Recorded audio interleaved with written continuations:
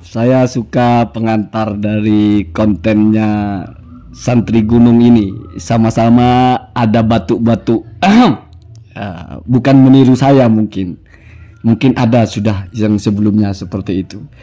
Langsung saja. Jadi ini mencoba menawarkan satu opsi yang membuktikan kalau manuskrip yang diunggah Gus Rumel itu berantakan. Nah, kira-kira begitu ya. Walaupun narasinya Santri Gunung ini sangat sopan, barangkali masih menggunakan barangkali.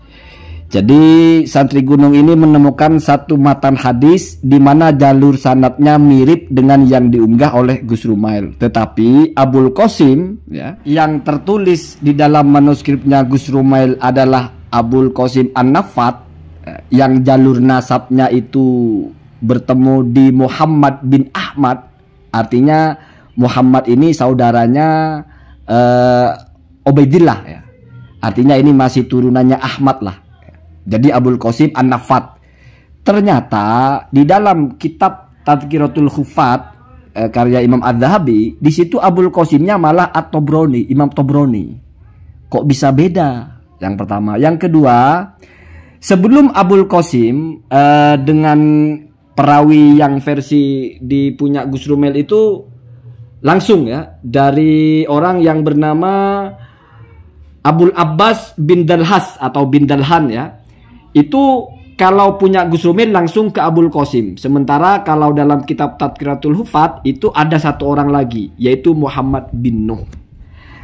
Ini kalau misal hadisnya sama, maka punya Gus Rumel ini aneh. Begitu kira-kira narasinya Santri Gunung ini. Tapi yang saya baca komentar-komentar itu ternyata manuskripnya Gus Rumel itu bohong. Nyangkok-nyangkok nama Abul Qasim bukan yang An-Nafat, bukan turunannya Ahmad ke bawah, bukan, tapi Abul Qasim At-Tabrani. Biasa ya. Asal ada konten yang menyerang Gus Rumel itu oleh fans sebelah itu langsung dianggap sebagai kebenaran walaupun mereka sendiri nggak paham, saya kira. Sekarang perhatikan pelan-pelan ya. Kita mulai Abul Abbas. Kalau yang versi Gus Rumel itu langsung nyambung ke Abul Qasim. Sementara yang versi yang punya Santri Gunung ini ada orang di tengah-tengahnya yaitu Muhammad bin Nuh. Sebetulnya itulah jawabannya kalau Abul Qasimnya ini berbeda. Sekarang coba perhatikan. Saya kira kalau Santri Gunung ini membaca gitu ya, mesti langsung paham bahwa ini lain gitu ya. Tidak usah bertanya apa matan hadisnya, jalur sanadnya memang sudah lain ya. Memang sampai Abul Abbas itu sama ya. Tetapi Abul Abbas yang versi Gus Rumel langsung menerima dari Abul Qasim. Coba cek tahun lahirnya atau tahun wafatnya. Bayangkan kalau Abul Abbas ini bertemu langsung dengan Abul Qasim At-Tabrani. Tidak mungkin.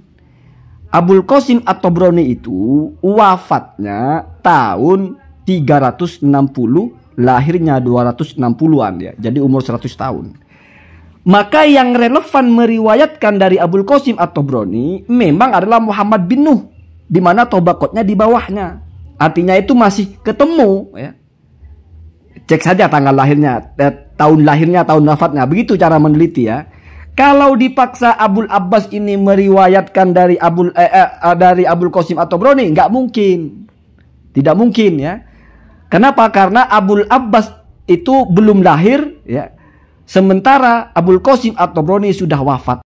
Apalagi kalau diperhatikan manuskripnya Gus Rumel itu ada penyebutan tahunnya ya. Jadi ketika Abul Abbas mengklaim mendapatkan riwayat dari Abul Qasim, itu terjadi di tahun 412 ya.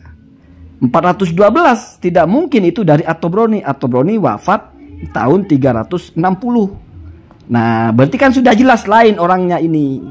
Bukan berarti punya Gus Rumel lompat nama, tapi karena Abul Qasimnya memang orang lain. Jadi Muhammad bin Nuh itu posisinya sama dengan Abul Qasim yang punya Gus Rumel ya. Sama-sama yang diterima langsung oleh Abul Abbas. Apalagi Abul Abbas mengatakan saya bertemu di Mekah atau menemuinya di Mekah, saya membaca kepadanya. Jadi lain ya, maka sabarlah ya, sabar. Ini saya jadi ingat ketika Gus Rumel membuat bocoran tentang manuskrip Al-Hawi, lalu semuanya bicara Al-Hawi Abul Ghanaim, nggak ada menyebut Ubaidillah. Bukan Al-Hawi itu Pak ya. Jadi sabar ya, sabar. Saya kira kita mesti sabar ya. Ya semacam memberikan clue, memberikan pandangan boleh. Tetapi ini di framing, wah punya Agus Romelil palsu itu. Abul Abbas At-Tabrani dicangkok namanya menjadi Abul Abbas An-Nafat.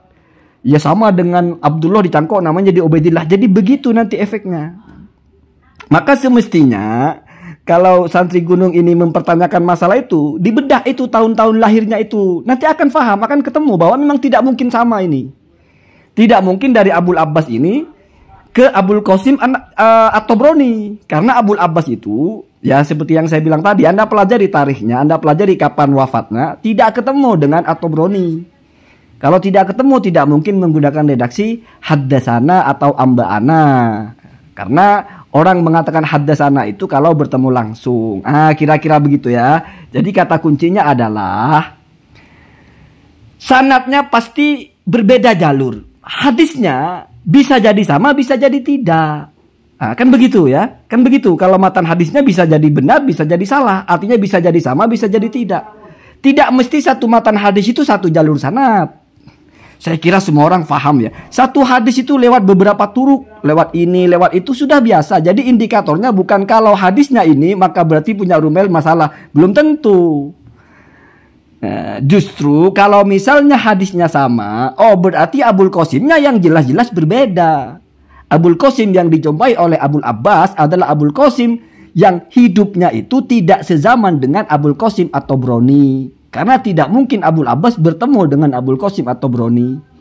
Makanya di jalur yang dalam kitab yang diunggah santri gunung pun ada di situ Muhammad bin Nuh ya, sebagai pemisahnya. Sementara punya Gus Rumil dari Abul Abbas langsung ke Abul Qasim, berarti bukan At-Tabrani. Apalagi di situ dijelaskan tahunnya kapan bertemu dan tempatnya di Mekah. Begitu ya. Ya ini memang asik ya, asik sekali. Tetapi saya kasih satu pandangan sederhana. Ini baru satu dari 80-an atau berapa sanad-sanad seperti ini yang dibuka oleh Gus Rumail ya.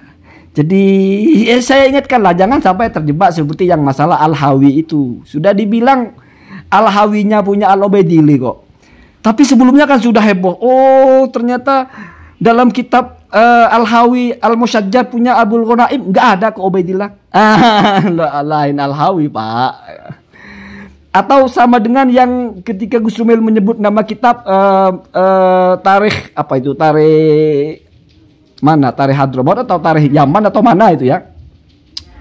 Itu semuanya membongkar kitabnya ternyata tidak ada. Lah memang bukan bilang ada di situ kok. Cuma salah satu dari manuskrip yang dibawa yaitu gitu ya. Jadi mari kita tunggu saja. Saya kira santri gunung ini, saya nggak yakin dia itu membatalkan nasab Balawi ya. Saya nggak yakin ya.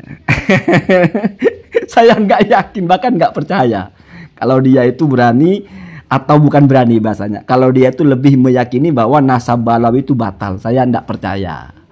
Ya sebelum beliau mengatakan secara sharih. Ya kalau masalah bikin konten ya ini kajian keilmuan nak ya. Jadi menarik saja ya, gitu ya. Allahumma hadina